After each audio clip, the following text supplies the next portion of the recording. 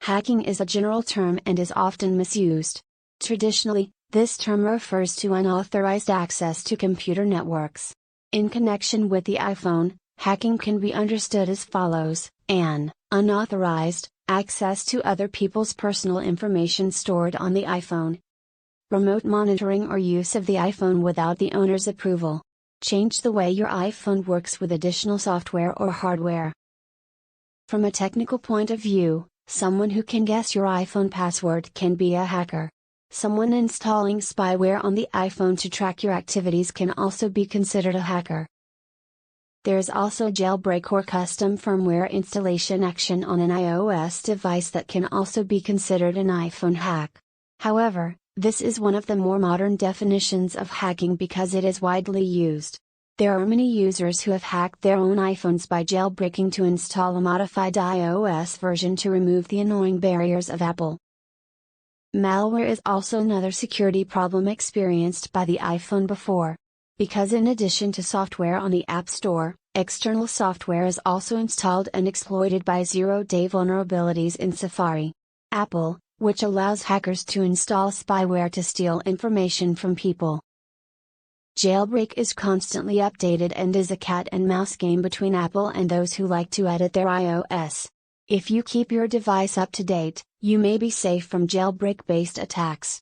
But hacker groups, organizations, and governments are also interested in Apple's protections. They're all ready to look for breakthroughs to gain deep access to iOS without notifying Apple and the public.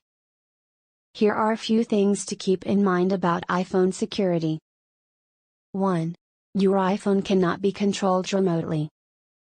Although macOS has a virtual network server, VNC, installed and allows you to control your Mac remotely, iOS does not. Apple does not allow anyone to remotely control the iPhone via remote access apps like TeamViewer. It means you can't control someone's iPhone without cracking it before. There are VNC servers available to allow users to control their jailbroken iPhones remotely, but iOS does not have this feature by default. iOS uses a powerful licensing system to manage and authorize applications with specific information about the service and the type of permission. When you open or install an app for the first time, you are often notified of permission requests such as iOS's location service or camera.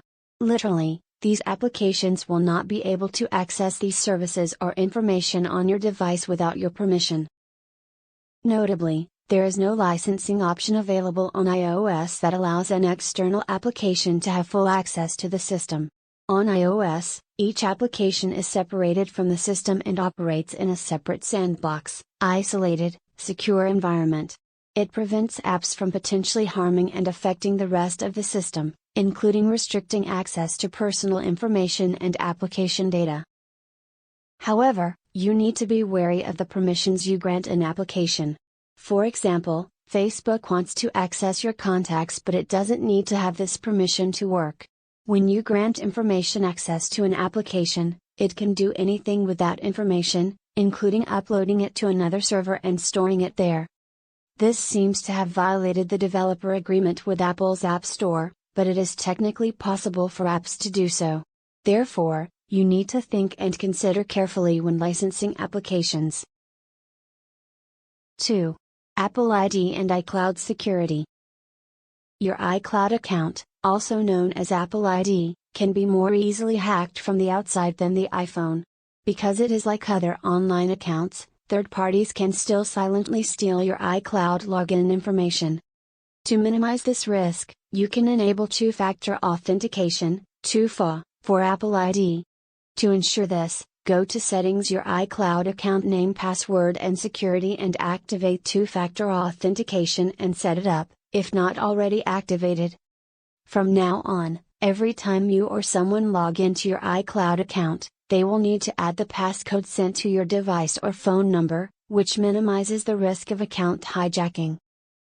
However, even 2FA is technically vulnerable and they are called social engineering attack, a technique to transfer phone numbers from one SIM to another, allowing hackers to get the last piece to steal accounts using two-step authentication.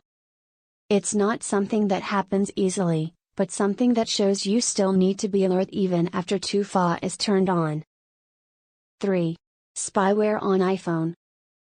One of the most vulnerable iPhone hacking risks is spyware. These applications invade silently by creating confusion and fear of users and inviting them to install surveillance software on the device. They are often offered to parents in the form of an iPhone tracking software for their children.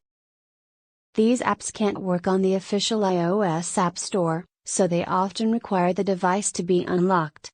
This causes the iPhone to go through security-related steps and pose many potential risks. Besides, certain applications will not work on jailbroken devices. After an iPhone is cracked and spyware is installed, others can freely review every message or call and even photos on the victim's iPhone. Fortunately, these bad apps will not work on new iPhones and iOS versions. They are only available for some jailbroken iOS 13 enabled devices. However, they will constantly strive to be present on newer iPhones. So all you need is to stay alert and refuse to install from untrusted sources outside the App Store. 4. Wi-Fi can still be hacked. Regardless of what device you're using, insecure wireless networks are still one of the biggest security threats on mobile devices. Hackers can use the man-in-the-middle technique to establish fake, insecure wireless networks to steal information from your traffic. By analyzing this traffic through packet sniffing, hackers can see the information that you send and receive. If this information is not encrypted, it can be easily extracted with sensitive information such as your login password or credit card number. Therefore, be alert and stay away from insecure Wi-Fi networks in public places. For added security, encrypt the traffic on your iPhone via the VPN protocol. Know that even though iPhone has been known as a strong security device thanks to the closeness of the software and hardware ecosystem. However, no device is perfect when it comes to security. Thanks for watching the videos. If you have any questions, feel free to ask us in the comments section. Don't forget to like, share, and subscribe for more videos.